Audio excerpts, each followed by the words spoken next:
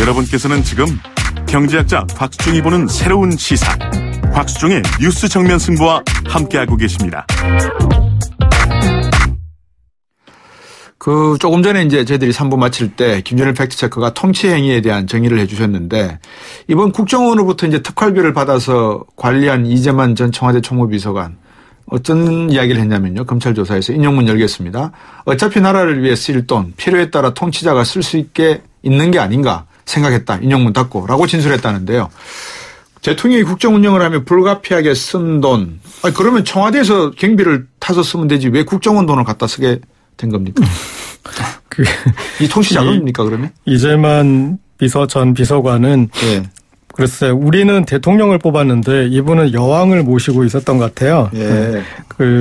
통치 자금으로 그렇게 이제 부정한 돈이 나왔을 때 주장한 사례가 이전에도 있었고, 그리고 예. 이제 가장 논란이 됐던 게 남북 정상회담 전후로 갔던 그 대북 송금 같은 경우도 네. 통치 자금이라는 그런 논리가 있었지만 예. 심지어 그마저도 인정받지 못했습니다. 예. 그리고 전두환 전 대통령이나 그런 그 전 사례에서도 전혀 인정받지 못했던 그 사례고요. 예. 그래서 만약에 이제 또 통치자금으로 인정을 받고 싶으면 이제 영수증 증빙 처리해야죠. 그렇죠. 그래서 네. 국민이 그리고 법원이 인정할 수 있는 통치자금이다. 그러니까 국정원 돈이니까 쓰임새가 아무래도 간첩을 잡는 데 써야 되니까 박근혜 전 대통령이 간첩을 잡는 데 기여하시거나 이제 그런 부분에서 증빙을 하셔야 되는 거죠. 예. 결국은 통치라는 개념이 실정법 안에서 이루어지는 행위가 돼야 된다라고 김준일 팩트체커가 정의해 주셨잖아요. 예. 그럼 거기에 필요한 자금이나 비용도 실정법 안에 합법적이어야 되는 거니까 예. 결국 그렇게 돼야 된다라는 말씀이잖아요. 예, 예. 그건 제가 정의한 건 아니고요. 예. 이제 법 쪽에 이제 정의된 거고요. 예. 일단 지금 국정원 돈을 받은 거는 여러 가지 문제 계속 나왔던 얘기지만 일단 예. 국정원법 위반입니다. 국정원은 국내 정치에 개입을 못하게 돼 있는데 특정한 어떤 정치 세력이나 이런 청와대나 이런 데 돈을 지원한 거는 국내 정치에 개입을 한 걸로 보여지기 때문에, 그리고 군이 또 이제 댓글을 쓰거나 이것도 군의 정치적 중립 위반 의무가 있고, 그래서 그런 실정법 위반이고요. 이거는 또 이제 국고손실죄에 해당, 예전에 판례를 보면은 국고손실죄에 해당이 될 수도 있고, 이제 그 돈을 어떻게 썼느냐에 따라서 뇌물죄에도 해당이 될 수가 있기 때문에 굉장히 지금은 아직은 이제 수사를 더 해봐야 되는 상황이긴 하지만은 굉장히 용처가 지금 불분명하고, 한 가지 나왔던 것은 그 5억 원을 여론조사에 썼다. 새누리당, 그러니까 새누리당이었나요? 잠깐만 헷갈리나. 그러니까 여당의 여론 조사하는 데 썼다라는 거, 그게 그쵸. 정말 공익을 위한 건지, 아니면 그 당을 위한 건지, 아니면 그 당을 통해서 자신의 어떤 통치를 좀 더 확고히 하려는 건지, 그건 알 수가 없죠. 그러니까 그거를 보고 공익을 위해서 썼다라고 주장하는 거는 조금 좀 과도한 해석인 것 같습니다. 자, 이제 저희들이 지금 통치자금, 통치의 개념 정의까지 했고요. 이명박 대통령의 생각을 조금 들었습니다. 이야기 나눴습니다만, 이제 당신께서 직접 하신 말씀을 한번 들어보고, 이명박 전 대통령은 본인이 어떻게 생각을 하고 있는지 청취자 여러분들과 함께 저희들이 준비한 내용 함께 들어보도록 하겠습니다.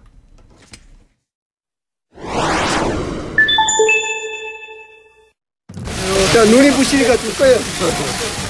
야, 좀 꺼요. 눈이 부셔서 안 되겠어. 나는 오늘 해외 나가면서 잠깐 나가려고 했습니다만 기자 여러분들이 이렇게 많이 나오셨기 때문에 짧게 몇 말씀은 드리겠습니다. 이것이 과연 개혁이냐, 감정풀이냐, 정치적 보복이냐, 이런 의심이 들기 시작했습니다. 이러한 것은 국론을 분열시킬 뿐만 아니라 저 중대차한 시기에 안보 외교에도 도움이 되지 않고 새로운 정부가 들어와서 오히려 사회 모든 분야가 지금 갈등이 분열이 깊어졌다고 이렇게 생각해서 저는 많은 걱정을 하고 있습니다. 군의 조직이나 정보기관의 조직이 무차별적이고 불공정하게 다루어지는 것은 우리 안보를 더욱 위태롭게 만든다, 저는 이렇게 생각하고 있습니다. 문제가 된 댓글은 전체의 0.9%라는 것이 그 검찰이 제기한 그 자료에 나오는 일이고 그 중에 절반만 법원이 받아들였어요. 그러니까 0.45%의 진실입니다. 그러니까 잘못된 것이 있다면 메스로 환불을 종양을 도려내면 되는 거지. 지금 전체를 손발을 자르겠다고 도끼를 들고 하는 거는 바로 국가 안보 전체의 위태로움을 가져온 일이다 하는 세상에 어떤 정부가 그런 댓글을 달라고 지시를 하겠습니다. 그리고 대통령이 그렇게 대한민국 대통령이 한가한 자리가 아닙니다. 시시콜콜이 그런 거 지시하고 받고 한 일 없습니다.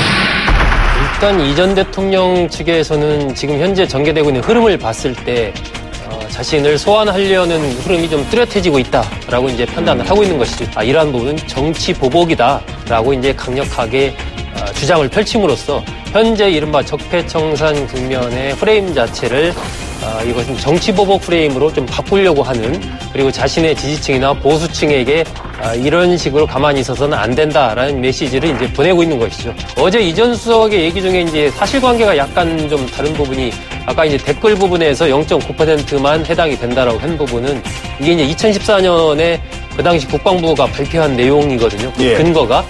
그런데 올해 2월 달에 지금 전 530 심의전 단장, 이태하 단장에 대한 지금 재판이 진행 중인데 올 2월 달 항소심에서 징역 1년 6개월을 받았습니다. 그 판결문에는 이제 댓글이 한 9천여 건 정도가 유죄로 인정이 됐거든요. 이건 퍼센트로 따지면 한 78만 2천 건 중에 한 1.15% 정도. 그러니까 어제 이전 수석의 얘기보다는 상당히 이제 많은 퍼센트적으로 올라간 부분이 이제 일단 유죄로 인정을 받은 부분이고요. 권력형 범죄를 묻어둘 수 있다고 생각했다는 대단한 착각이고 오산이라는 점을 분명히 밝힙니다. 이 전 대통령 측이 혐의가 드러나자 정치 보복 프레임을 걸어보지만 범죄에 대한 인증과 처벌의 필요성은 더욱 분명해지고 있습니다. 우선 국정원 자금이 청와대에 지원된 문제로 인해서 국민 여러분들께 실망과 심려를 끼쳐드린 데 대해서 대단히 송구스럽게 생각을 합니다. 그리고 이제 박근혜 전 대통령 때 국정원장이 남재준, 이병기, 이병호 이렇게 3명이거든요. 남재준 원장 시절 때는 월에 한 5천만 원 정도를 상납을 했어요. 이병기 원장이 취임한 이후에 월 1억으로 상향이 됐습니다. 근데 이제 이병기 전 원장은 굉장히 중요한 부분이 있어요. 어떤 부분이냐면 일단 국정원장을 할 때 이제 1억 5천에서 1억을 상향했을 뿐만 아니라 국장을 그만둔 다음에 이제 대통령 비서실장으로 가지 않았습니까? 그건 박근혜 전 대통령 대통령 비서실장으로 갔기 때문에 어떻게 보면 국정원의 어떤 상납을 받은 입장이 되는 거예요. 주었다가 받은 입장이 되기 때문에 굉장히 중요한 의미가 있는 수사를 할 때 진술이 나올 가능성이 크다고 보고요. 박근혜 전 대통령과 공범 관계로 되어 있기 때문에 과연 이병기 전 국정원장도 어느 정도 관여했는지 대가성이 있는지 그 부분이 오늘 조사하는 데서 굉장히 중요한 부분이다. 통치자금 얘기가 나오고 있는데 사실 법상 통치자금이 없어요. 노태우 전두환 전 대통령 때도 통치자금이라고 주장했지만 다 뇌물로 인정되지 않았습니까? 그래서 통치 행위는 고도의 정치적 행위로서 사법적 판단이 되지 않을 수도 있는 경우도 있지만 통치 자금 자체는 민주국가에서 있을 수 없는 일이고요. 그렇다고 한다면 분명히 뇌물 수수가 될 가능성이 클 수 있는 거죠. 네, 방금 내용 들으셨습니다만 어제 바레인 출국 전 공항에서 있었던 이명박 전 대통령과 이동관 전 청와대 홍보수석의 입장 발표와 이에 대한 전문가 소정섭 전 시사저널 편집국장이죠. 그다음에 현 국면을 정치보복으로 몰고 가는 데 대한 더불어민주당 추미애 대표 입장도 들으셨고 박근혜 전 대통령에게 국정원 특수활동비 상납 혐의 받고 있는 이병기 전 국정원장이 오늘 검찰에 소환됐는데요. 이병기 전 원장의 목소리도 들으셨습니다. 마지막 들으신 목소리는 통치자금 주장에 대한 김광삼 변호사의 평가였습니다. 자, 계속해서 이제 말씀을 나눌 건데 어떻습니까? 저는 이 통치자금이라는 말이 맞지 않다라고 생각되는 게 권력 순위 1위가 최순실이었고 2위가 정윤회였고 3위가 박근혜였다면 이거는 최순실이 자금이기 때문에 이 자금이 쓰인 용처가 최순실이한테 집중됐는지에 대한 수사가 오히려 더 날카로워야 되지 않나 생각이 드는데 어떻게 보십니까? 이 부분. 그리고 이제 아까 김광삼 변호사님이 통치 행위 부분을 좀 말씀하셨어요. 그러니까 어떤 법적으로 용인할 수 있는 부분이 통치 행위의 부분은 행위의 부분은 용인할 수 있는 여지가 좀 있지만 통치 자금은 용인될 수 있는 법적 근거가 전혀 없다고 그랬는데 그거에 이제 가장 그 관건이 됐던 게 남북 정상회담 전후로 그 대북 송금됐던 그 사건이었던 것 같아요. 그 판결을 보면은 이제 좀 절묘한 지점이 있었는데 통치 행위로서까지 부정을 해버리면 김대중 전 대통령이 남북 정상회담을 한 것까지도 부정을 할 수 있는 거죠. 돈을 주고 어떻게 보면은 정상회담을 샀다라고 할 수 있으니까. 근데 그런 부분은 이제 부정하지 않고 통치 행위에 대해서는 인정하나 그러나 그 남북 대북 송금을 그런 방식으로 한 것은 그것은 이제 법적 근거가 없기 때문에 통치 자금으로 인정받지 못해서 그것은 이제 그 부분에 대해서 처벌을 하는데 당사자들을 실형을 살리진 않고 집행유예 정도로 그쳤거든요. 그래서 통치 행위의 부분은 여지는 남겨놓고 그러나 통치 자금의 부분은 단죄를 해서 앞으로의 어떤 정부의 그런 행위에서도 아무리 정당하다 하더라도 이런 적법하게 진행되지 않으면 문제 삼겠다. 이런 이제 전례를 보여준 거라고 할 수 있죠. 그 방금 제가 이제 질문드렸던 내용, 최순실과 관련된 내용인데 박근혜 정부 국정원 특수활동비, 통치자금, 그다음에 또 어떤 쪽에서는 뇌물 이렇게 보는데 뇌물이라고 하는 것은 대가가 있기를 바라고 하는 거 아니겠습니까? 뭐 쉽게 이야기해서 어떻게 봐야 되는 겁니까? 일단 뭐 여기 김광삼 변호사가 얘기를 했는데 일단 그 월 5천만 원 정도가 이제 1억 원으로 이제 상향이 됐잖아요. 근데 이병기 원장이 이제 또 대통령 비서실장으로 들어갔고 그런 부분이 일단 대가성, 그러니까 뇌물은 이제 대가성을 이제 입증하는 게 굉장히 그 핵심이니까. 그러니까 모르겠어요. 그러니까 단순히 그동안 이제 관례적으로 이렇게 해왔던 거는 국고를 손실한 죄는 이제 적용할 수 있는데 뇌물죄를 직접 하려면은 이해관계가 걸려 있는 게 이제 증명이 돼야 되거든요. 근데 이제 다른 국정원장 같은 경우에는 그런 부분이 좀 애매할 수도 있는데 이병기 원장 같은 경우에는 이제 뭐 그게 승진이든 어찌됐든 명전이든 어쨌든 비서실장까지 갔으니까 그거에 대한 어떤 거래를 뒷거래를 보고 그렇게 상향한 것이 아니냐라고 이제 추정을 하고 좀 수사를 할 수는 있겠죠. 그게 검찰에서 입증을 할 수 있을지 없을지 모르겠으나.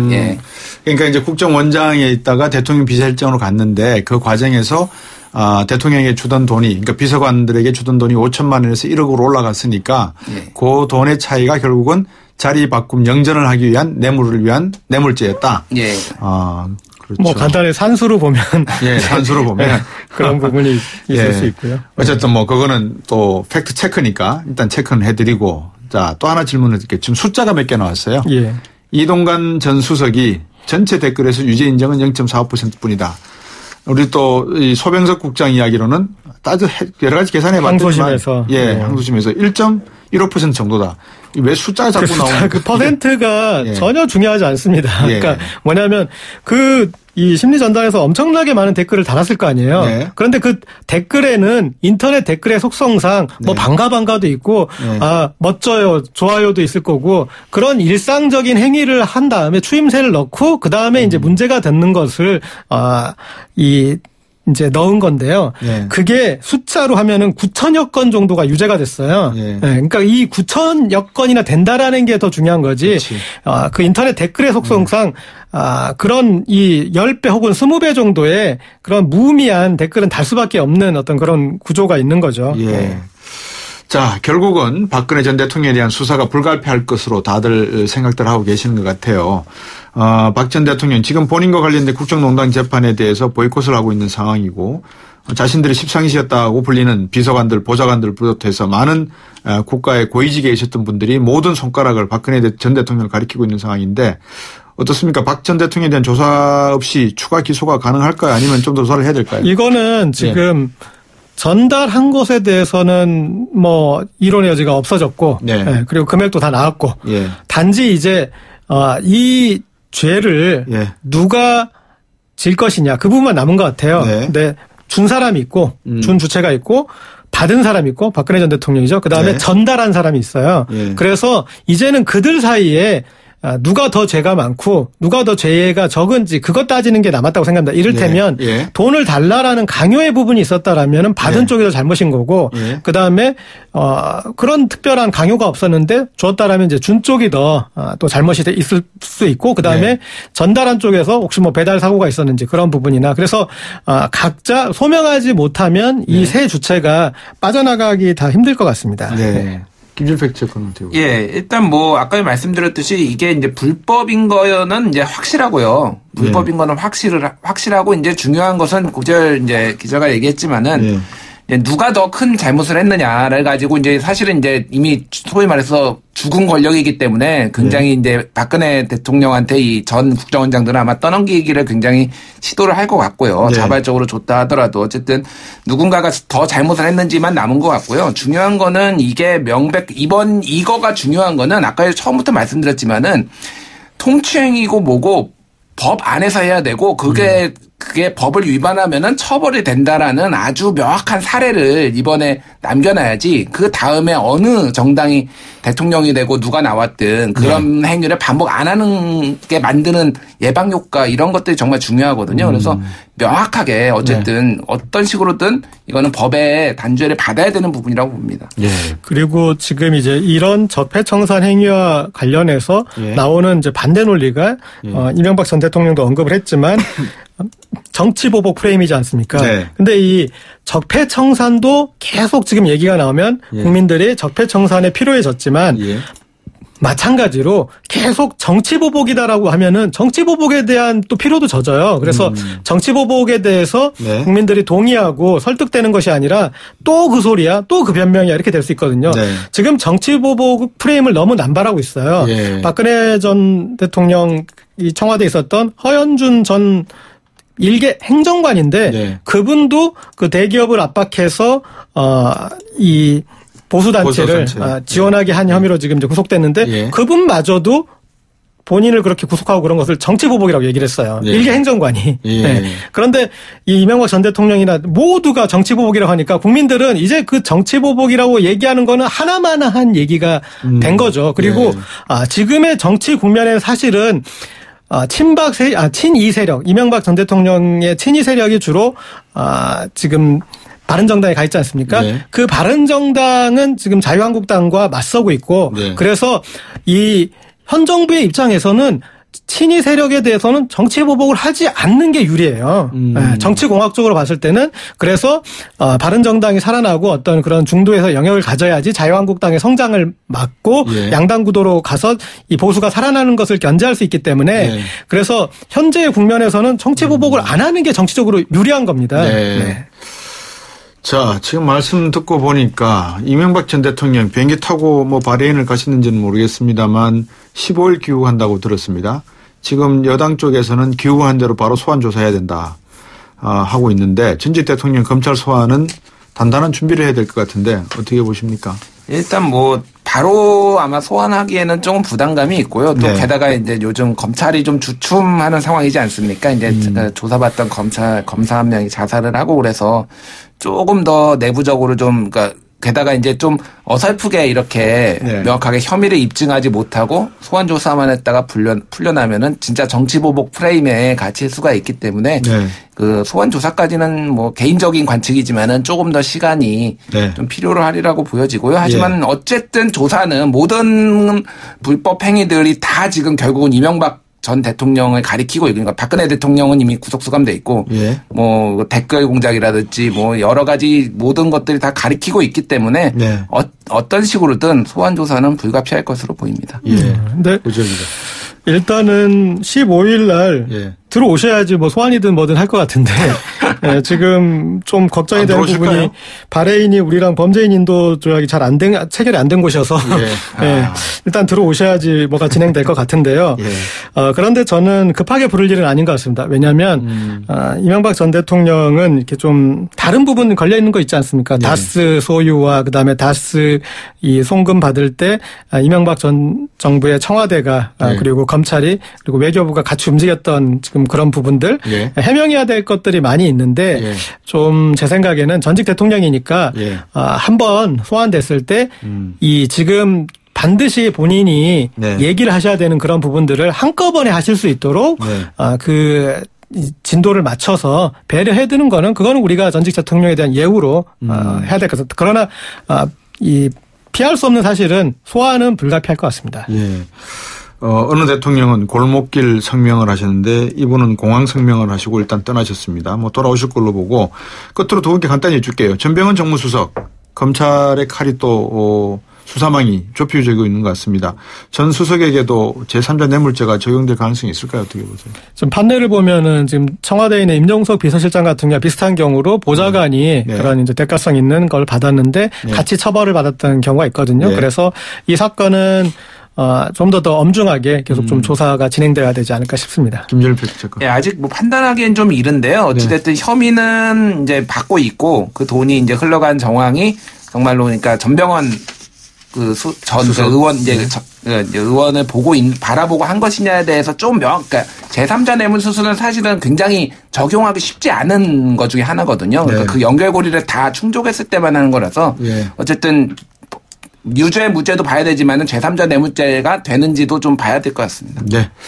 팩트진검승부 트루맨 시사인의 고재열 기자 그리고 팩트체크 전문 미디어 뉴스톱의 김준일 팩트체크와 함께했습니다. 고맙습니다. 오늘 수고하셨습니다. 네, 감사합니다. 네.